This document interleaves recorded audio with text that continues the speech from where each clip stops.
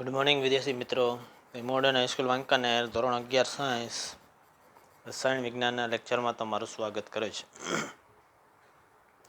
Chapter 4 રાસાયણિક બંધન અને આણ્વીય રચના. એની અંદર આપણે કોસેલ લોઇસ અભિગમ, ત્યાર પછી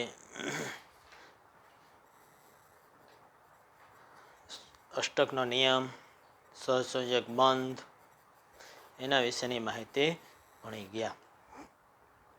હવે સાદા અણુઓની રચનામાં લોઇસ રજૂઆત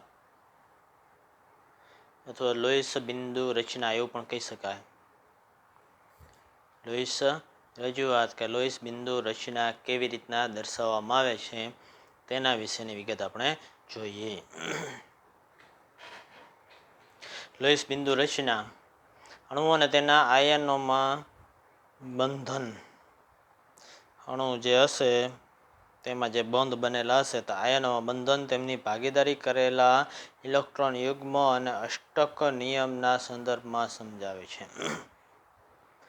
લોઇસ બિંદુ રચનામાં અષ્ટક નિયમના સંદર્ભમાં અણુ કે તેના આયનોમાં બંધનની રચના છે ભાગીદારી કરેલા ઇલેક્ટ્રોન યુગ્મ અષ્ટક નિયમ મુજબ સમજાવે છે. આવું ચિત્ર અણુનું બંધન અને વર્તણૂક સંપૂર્ણ સમજાવી શકે નહીં, પરંતુ મહદ અંશે અણુની રચના અને ગુણધર્મો સમજાવવામાં મદદરૂપ બને છે.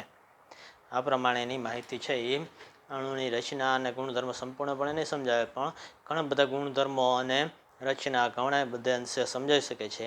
આથી અણુઓની લોઇસ બિંદુ રચના લખવી ઘણી ઉપયોગી છે. તો લોઇસ બિંદુ રચના કેવી રીતના લખી શકાય તો એના સ્ટેપ છે એ આપેલા છે નીચે મુજબ. એ બાબતને આપણે ધ્યાનમાં રાખવાની. લોઇસ બિંદુ રચના લખવા માટે કયા કયા સોપાનો સ્વીકારવા પડશે, કઈ કઈ બાબતને ધ્યાનમાં રાખીને લોઇસ બિંદુ રચના લખવામાં આવે છે. તેમાંથી પહેલી બાબત, રચના લખવા માટે જરૂરી ઇલેક્ટ્રોનની કુલ સંખ્યા સંયોજકતા પરમાણુઓના સંયોજકતા ઇલેક્ટ્રોનનો ઉમેરો કરીને મેળવાય છે. સંયોજકતા ઇલેક્ટ્રોન છે લખવાના થશે લોઇસ બિંદુ રચના લખવા માટે. જરૂરી ઇલેક્ટ્રોન છે એ સંયોજકતા ઇલેક્ટ્રોન છે આપણે દર્શાવીને લખવામાં આવશે. ઉદાહરણ તરીકે CH4 અણુમાં બંધન માટે 8 સંયોજકતા ઇલેક્ટ્રોન પ્રાપ્ત છે, 4 કાર્બન અને 4 હાઇડ્રોજનના એક ટોટલ 8, એટલે 8 ઇલેક્ટ્રોન આપણે દર્શાવવાના થાય. ઋણાયન માટે દરેક ઋણ ભારનો અર્થ એમ થાય છે કે 1 ઇલેક્ટ્રોનનો ઉમેરો. જેટલા પરમાણુ હોય પછી એમાં ઋણ વીજભાર આયનમાં કોઈ જગ્યાએ દર્શાવેલો હોય તો એનો મતલબ એવું થાય ટોટલ જે સંયોજકતા ઇલેક્ટ્રોન છે પ્લસ જેટલા ઋણ વીજભાર છે એટલા ઇલેક્ટ્રોન, એટલે ઋણ વીજભારનો ઉમેરો. ધન આયન માટે ધનભાર કુલ સંયોજકતા ઇલેક્ટ્રોન જેટલા છે એટલા ઇલેક્ટ્રોન છે ઓછા કરવાના, તે ઇલેક્ટ્રોનની સંખ્યામાંથી એકની બાદબાકી, જેટલા ધનભાર એટલી બાદબાકી. ઉદાહરણ તરીકે લઈએ તો CO3-2 આયનના 2 ઋણભાર સૂચવે છે કે તટસ્થ પરમાણુ માટે જરૂરી ઇલેક્ટ્રોન કરતાં 2 વધારે છે. કાર્બન અને 3 ઓક્સિજનના જેટલા ઇલેક્ટ્રોન સંયુક્ત ઇલેક્ટ્રોન છે એના કરતાં 2 ઇલેક્ટ્રોન વધારે છે. NH4+ આયન સૂચવે છે એક ધનભાર, તો તટસ્થ પરમાણુમાં સમૂહમાંથી 1 ઇલેક્ટ્રોન ઓછો હશે. નાઇટ્રોજન અને હાઇડ્રોજનના જેટલા પરમાણુ છે એમાંથી 1 ઇલેક્ટ્રોન ઓછો હશે. ત્યાર પછી સંયોજકતા પરમાણુઓની રાસાયણિક સંજ્ઞાઓ જાણતા હોય અને માળખાકીય રચનાનું જ્ઞાન હોય અથવા સમજણપૂર્વક અનુમાન કરેલ હોય તો માળખાકીય રચનાનું જ્ઞાન હોય તો ઇલેક્ટ્રોનની કુલ સંખ્યાને કુલ બંધના પ્રમાણમાં બંધન યુગ્મ ભાગીદારીની વહેંચણી પરમાણુ વચ્ચે કરી શકાય છે. કેટલા કેટલા બંધ બનાવે છે એ મુજબ વહેંચણી કરવામાં આવશે. એ મુજબ છે એ ઇલેક્ટ્રોનને દર્શાવવામાં આવશે લોઇસ રજૂઆતમાં. સામાન્ય રીતે અણુ આયનમાં સૌથી ઓછો વિદ્યુત ઋણ પરમાણુ કેન્દ્રમાં સ્થાન લેશે. જેની વિદ્યુત ઋણતા ઓછી હશે તે કેન્દ્રમાં સ્થાન લેશે. ઉદાહરણ તરીકે NF3 તો નાઇટ્રોજન, કેન્દ્ર સ્થાને, CO3-2 તો એમાં કાર્બન કેન્દ્ર સ્થાને, નાઇટ્રોજન અને કાર્બન કેન્દ્રીય પરમાણુ છે, એની આજુબાજુ ફ્લોરિન અને ઓક્સિજન છેડાના સ્થાન પ્રાપ્ત કરશે. ત્યાર પછી કઈ બાબત ધ્યાનમાં રાખવાની, તો એકલ બંધની ઇલેક્ટ્રોનની ભાગીદારીની જોડ માટે ગણતરી કર્યા પછી વધારાના ઇલેક્ટ્રોન યુગ્મ બહુબંધનમાં ઉપયોગમાં લેવાય છે. એકલ બંધ કેટલા છે તો એ ધ્યાનમાં લઈને ગણતરી કર્યા પછી વધારાના છે બહુબંધન એટલે કે દ્વિબંધ કે ત્રિબંધમાં ભાગ લેવામાં આવશે એટલા ઇલેક્ટ્રોન, અથવા અબંધકારક યુગ્મ તરીકે રહે છે. જે બંધમાં ભાગ ન લે ને તો એને અબંધકારક યુગ્મ કહેવામાં આવે છે, તો અબંધકારક યુગ્મ તરીકે એમનામ રહેશે. મૂળ જરૂરિયાત એ છે કે બંધિત પરમાણુ ઇલેક્ટ્રોનનું અષ્ટક પ્રાપ્ત કરે. મેઇન પોઈન્ટ આ છે, બંધમાં જે ભાગ થાય છે તો એમાં ઇલેક્ટ્રોનનું અષ્ટક પ્રાપ્ત કરે, એ છે એ ખાસ ધ્યાનમાં રાખવાનું રહેશે, અમુક હાઇડ્રોજન સિવાયનાને બાદ કરતા. હવે કેટલાક અણુઓની કે આયનોની લોહીસભ રજૂઆત કરવામાં આવેલી છે, એ તમારે ખાસ યાદ રાખવાની છે. અત્યારે પૂરતી છે, તમને જેટલા અણુ આમ આપવામાં આવે છે અને અમુક સ્વાધ્યાયમાં આપવામાં આવે છે એટલાની લોહીસર રજૂઆત તમને આવડતી હોવી જોઈએ. બરાબર છે. હાઇડ્રોજન માટે જોઈએ તો હાઇડ્રોજનની સંયોજકતા કોષમાં ઇલેક્ટ્રોન કેટલા છે, તો બાહ્યતમ કક્ષામાં ઇલેક્ટ્રોન એક ઇલેક્ટ્રોન. H2 અણુનું બંધારણ, લોહીસ બંધારણ લખો એવું તમને કહેવામાં આવે તો હાઇડ્રોજન એક, બીજા હાઇડ્રોજનનો એક, આની વચ્ચે ભાગીદારી થઈ એટલે હાઇડ્રોજનનું બંધ બન્યું H અને H. આ થઈ લોહીસ રજૂઆત હાઇડ્રોજન માટે. ઓક્સિજન માટે તો ઓક્સિજન માટે 6 ઇલેક્ટ્રોન છે, 2, 2, 4 અને 2, 6. એક ઓક્સિજન, બીજા ઓક્સિજનના 6 ઇલેક્ટ્રોન, તો બબે બબેની ભાગીદારી કરશે એટલે આ પ્રમાણે દ્વિબંધ બનશે. એટલે આ બે રીતે તમે દર્શાવો તો એ તમારી લોહીસ બિંદુ રચના થઈ, લોહીસ રજૂઆત થઈ. O3 ozone. ઓઝોનનું બંધારણ અમુક અણુની અંદર છે એ ધન વીજભાર અને ઋણ વીજભાર થઈને તટસ્થ બનતા હોય છે, એ મુજબ છે ઇલેક્ટ્રોન રચના જોવા મળશે. તો ઓક્સિજન, એક ઓક્સિજન પરમાણુ, 3 ઓક્સિજન છે એમાંથી એક મધ્યસ્થ પરમાણુ બનશે, એની પાસે 6 ઇલેક્ટ્રોન છે, પરંતુ અહીંયા છે એ બંધની રચના થવા માટે ઓક્સિજનનું આ બંધારણ લોહીસ રજૂઆત માટે યાદ રાખજો. આ માઇનસ વીજભારામાં બતાવેલો છે. બરાબર છે. એક બાજુ દ્વિબંધ, આ ઓક્સિજન પરમાણુના 6 ઇલેક્ટ્રોન, આ ઓક્સિજન પરમાણુના 1, 2, 3, 4 અને 5 ઇલેક્ટ્રોન છે, ધન વીજભાર છે એટલા માટે. તો સામે બીજા ઓક્સિજન પરમાણુના 7 ઇલેક્ટ્રોન છે, બીજો બાજુમાં ઓક્સિજન છે એના કેટલા ઇલેક્ટ્રોન છે, 6 ના બદલે 7 ઇલેક્ટ્રોન છે. આ 2, 2, 4, 2, 6 અને એક આમાં જે ભાગીદારીનો ઇલેક્ટ્રોન છે તો એ 1 ઇલેક્ટ્રોન છે એ આ ઓક્સિજન પરમાણુનો છે. બરાબર છે. એટલે આ એક વચ્ચેનો ઓક્સિજન છે એના 5, 2, 2, 4 ને 1, 5. વચ્ચેનો જે ઓક્સિજન પરમાણુ છે એના 2, 2, 4 ને 1, 5 ઇલેક્ટ્રોન છે. બીજો ઓક્સિજન પરમાણુ છે અહીંયા તો 1, 2, 3, 4, 5 ને 6 છે. એની બાજુનો ઓક્સિજન પરમાણુ છે તો 1, 2, 3, 4, 5, 6 અને 7 ઇલેક્ટ્રોન છે. બરાબર છે. અહીંયા 1 ઇલેક્ટ્રોન ઓછો છે આ પરમાણુનો, તો અહીંયા છે એ ધન વીજભાર, આની પાસે એક વધુ છે એટલે અહીંયા ઋણ વીજભાર. એટલે એ પ્રમાણે ધન અને ઋણ વીજભાર તટસ્થ પરમાણુ થઈ ગયા, અણુ છે તટસ્થ થઈ ગયો. અહીંયા છે આ 1ની અને 2ની ભાગીદારી એટલે દ્વિબંધ, અહીંયા 1ની ભાગીદારી એટલે સિંગલ બોન્ડ, સાથે આના ઉપર ધન વીજભાર પ્લસ વીજભાર, આના ઉપર ઋણ વીજભાર માઇનસ વીજભાર. આ મુજબ છે એ ઓઝોનનું બંધારણ થશે. બરાબર છે. O3 ઓઝોનનું બંધારણ આ મુજબ છે એ થશે, યાદ રાખજો. NF3 તો નાઇટ્રોજન મધ્યસ્થ પરમાણુ, નાઇટ્રોજન પાસે ઇલેક્ટ્રોન યુગ્મ, નાઇટ્રોજન પાસે કેટલા ઇલેક્ટ્રોન છે, 5, 2, 3, 4 ને 5. 5 ઇલેક્ટ્રોન દર્શાવવાના. નાઇટ્રોજન પાસે ઇલેક્ટ્રોન યુગ્મ 5 છે, 3 ફ્લોરિન આજુબાજુ ગોઠવાશે, 1, 2, 3. આ ફ્લોરિન છે એની સાથે 7 હશે ઇલેક્ટ્રોન, 1, 2, 2, 4, 2, 6 અને કંઈ 7. બીજો એક ફ્લોરિન છે એની પાસે 7 હશે, આપણે ચોકડી દ્વારા દર્શાવ્યા છે એટલે એ તમને અલગ દેખાય. પછી દરેક ફ્લોરિન પાસે 7 ભાઈ તમે કક્ષામાં 7 ઇલેક્ટ્રોન છે એટલા માટે સંયોજકતા ઇલેક્ટ્રોન. પછી એક એકની ભાગીદારી કરે 1 2 અને 3 બંધ બનશે. બાકી આ 2 ઇલેક્ટ્રોન વધ્યા છે તો એ અબંધકારક ઇલેક્ટ્રોનિકમાં થાય. ફ્લોરિન પાસે 3 જોડો અબંધકારક, નાઇટ્રોજન પાસે 1 જોડો અબંધકારક ઇલેક્ટ્રોનિકમાં. આ મુજબ ફ્લોરિનનું બંધારણ, આ લોઈસ બિંદુ રચના, આ બંને તમારે દર્શાવવાનું. બરાબર છે. એવી જ રીતના CO3-2 કાર્બોનેટ, એમાં કાર્બન છે મધ્યસ્થ પરમાણુ, આ તમે ઉપરની બાજુ અહીંયા પણ લખી શકો, પછી અહીંયા નીચે લખ્યું હોય તો કાર્બન પાસે 4 ઇલેક્ટ્રોન. કાર્બન પાસે કેટલા ઇલેક્ટ્રોન છે? 4. 1 2 3 અને 4. એમાં એક ઓક્સિજન છે એ 2 ઇલેક્ટ્રોનની ભાગીદારી કરશે. ઓક્સિજન પાસે 6 ઇલેક્ટ્રોન છે તો એક ઓક્સિજન છે એ 2 ઇલેક્ટ્રોનની ભાગીદારી કરે, એના ઉપર કાંઈ વીજભાર હશે નહીં. બાકીના ઓક્સિજન બાજુમાં આવેલા છે તો 1 ઇલેક્ટ્રોનની ભાગીદારી કરે, એના ઉપર ઋણ વીજભાર હશે. એટલે 6 ઇલેક્ટ્રોન ઓક્સિજન પાસે હોય, એક વધારાનો એટલે 1 માઇનસ વીજભાર થયો. બીજો એક ઓક્સિજન છે તો એની પાસે પણ એ જ પ્રમાણે 7 ઇલેક્ટ્રોન. 7 ઇલેક્ટ્રોન કેમ? -2 વીજભાર છે CO3-2 માટે, એટલે -2 2 ઇલેક્ટ્રોન વધારે હશે તો આ એક ઓક્સિજનનો 1 ઇલેક્ટ્રોન, બીજા ઓક્સિજનનો 1 ઇલેક્ટ્રોન, એ મુજબ 2 ઇલેક્ટ્રોન છે એ વધુ હશે.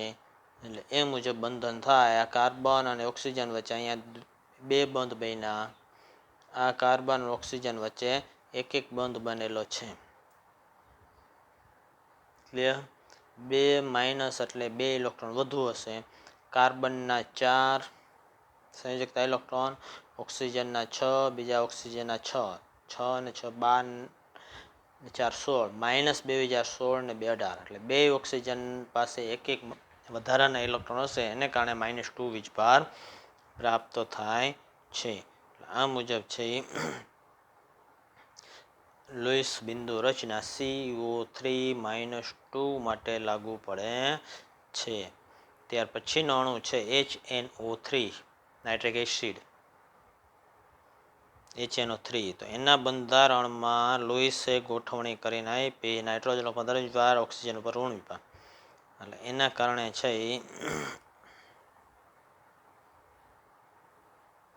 નાઇટ્રોજન અને ઓક્સિજન પાસે ઇલેક્ટ્રોન, ઓક્સિજન પાસે વધારે હશે, ઋણ વીજભાર છે એટલે 2 2 4 6 અને 1 ઇલેક્ટ્રોન અહીંયા, એટલે 7મો ઇલેક્ટ્રોન થશે માઇનસ વીજભાર.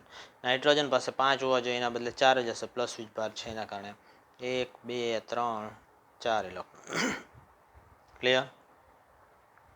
ઓક્સિજન પાસે એક નાઇટ્રોજન પાસે ભાગીદારી કરે અને હાઇડ્રોજન પાસે ભાગીદારી કરે, બાકીના 2 અબંધકારક. આ ઓક્સિજન તો એ નાઇટ્રોજનના 2 2 સાથે ભાગીદારી કરે, 1 અને 2. અહીંયા છે એક જ ભાગીદારી કરશે, આ હાઇડ્રોજન સાથે એક ભાગીદારી કરે છે. એટલે નાઇટ્રોજન પાસે 1 2 3 અને 4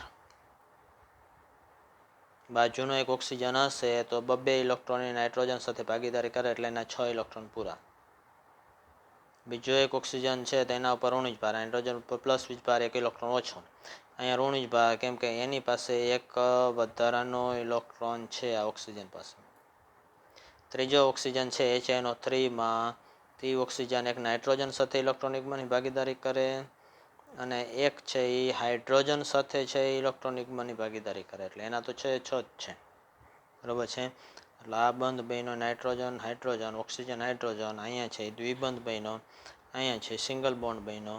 એ મુજબનું બંધારણ અહીંયા આપવામાં આવેલું છે. બરાબર છે. તો આ થઈ HNO3ની ઇલેક્ટ્રોન રચના. સ્ટાર કરીને બતાવેલો છે. હાઇડ્રોજન પરમાણુ H2 અણુ રચના પ્રાપ્ત કરે એટલે હિલિયમની ઇલેક્ટ્રોન રચના છે, 2 ઇલેક્ટ્રોન મેળવશે. અહીંયા અષ્ટક પૂર્ણ ન થતું, બાકી બધે અષ્ટક રચના છે એ પૂર્ણ થશે. કેવી રચના પૂર્ણ થશે? અષ્ટક રચના પૂર્ણ થાય એ પ્રમાણેની રચના જોવા મળે છે. CO માટે લોઈસ બિંદુ રચના, કાર્બન 4, ઓક્સિજન 6 બરાબર છે. ઇલેક્ટ્રોન રચના લખો એટલે ખબર પડી જાય. Carbon 2s2 2p2, oxygen 2s2 2p4. બાહ્યતમ કક્ષાના ઇલેક્ટ્રોન 4 6 10 ઇલેક્ટ્રોન વચ્ચે હશે બરાબર છે. તો આપણે કાર્બન અને ઓક્સિજન છે એ બંને લખવાના થાય. કાર્બન એની આજુબાજુના 4 ઇલેક્ટ્રોન, ઓક્સિજન એની આજુબાજુના 1 2 3 4 5 6 ઇલેક્ટ્રોન બરાબર છે. એ મુજબની ઇલેક્ટ્રોન રચના આપણે લખીએ. અષ્ટક રચના છે એ પૂર્ણ કરો. અષ્ટક રચના પૂર્ણ કરવી હોય તો કાર્બનને કેટલા ઇલેક્ટ્રોન ખૂટે છે? ખાલી એક એકની ભાગીદારી કરી તો કાર્બન પાસે અષ્ટક રચના પૂર્ણ થશે નહીં. કેટલા ઇલેક્ટ્રોન ખૂટે છે? તો કાર્બન પાસે 4 ઇલેક્ટ્રોન છે, ઓક્સિજન પાસે 6 ઇલેક્ટ્રોન છે. તો એની અષ્ટક રચના પૂર્ણ કરવા માટે ત્રિબંધ બનાવે ત્યારે અષ્ટક રચના છે એ પૂર્ણ થશે. કેટલા બંધ બનાવી? ત્રિબંધ બનાવી ત્યારે અષ્ટક રચના પૂર્ણ થાય.